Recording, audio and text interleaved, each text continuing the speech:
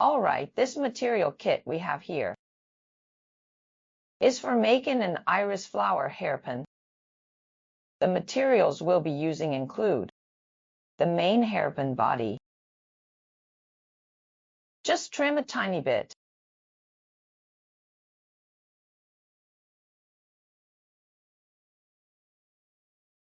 Trim off these frayed edges.